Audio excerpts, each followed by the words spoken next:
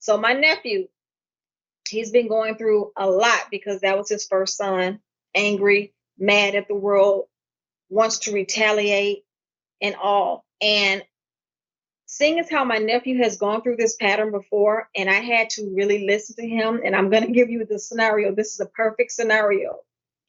He was angry, of course, all the emotions that you could possibly think about when you're dealing with trauma. And he also dealt with trauma because he was shot years ago before that. On a few days before 4th of July, he was shot and he almost lost his life. Take that scenario and go back even further. His dad was shot, survived, and he ended up in prison, but he survived. So when I say the generational curse, you see what I'm coming from. I don't want to give too much of the backstory, but one thing that I did with my nephew, and you can basically say I was his coach. You know, every now and then when he went through his situation being shot, he would call at 2, 3 in the morning and just go off on this rant. And instead of yelling and screaming, he would rap. So, and he would be intoxicated with alcohol. You know, that's the way he coped with it.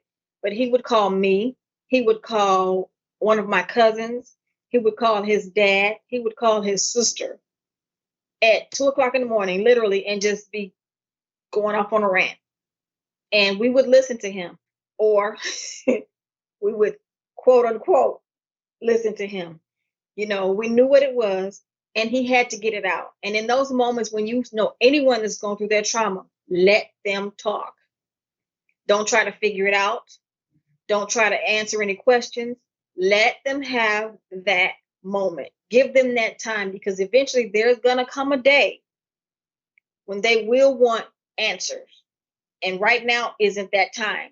Give them that moment. Let them scream, shout, cuss, fuss, whatever it is that they do. Give it to them. That's how you help someone in trauma. There's going to come a day when they're going to be tired of that. And they're going to want to get the answers. Okay, I'm still hurting. That's when you know they really want help.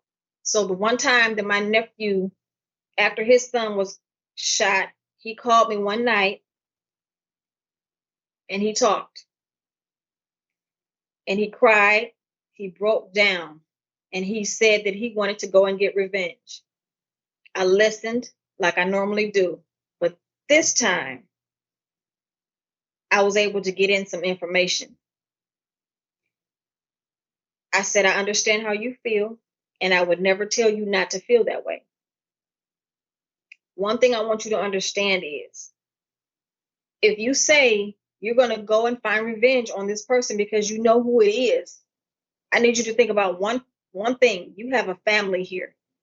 You have another son, a young son that's living with you. You have a daughter who's about to graduate high school, and you have a wife.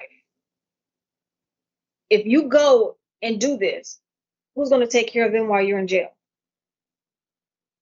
And I laugh at it now because his reaction, you know, he's been drinking, of course, he's going off on a rant. And I got that one little sentence in there, you know, even though I did talk to him about the generational curses earlier in the conversation, he heard me. Now, me and my nephew are really, really close, very close. And the minute I said that part about going back and getting revenge and who's going to take care of your family, the whole conversation ended.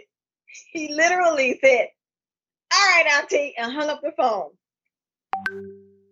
I laughed so hard. But the next time he called me being the auntie that I am, I apologize. I'm like, I didn't mean to push any buttons or anything. I'm thinking I did something wrong. And the next thing I remember was he was like, no. It's okay. He said, no, Auntie, that's just how I am. He said, I heard you. I understood everything you said. Next thing you know, we continued our conversation. It was like it never happened. But I know he heard me because I watch all of his posts on Facebook and I watch how he responds. And now I can tell he's back on track because every other post or every post isn't about him hurting. He still talks about it, but not as much. And he's now focused on his daughter and his family.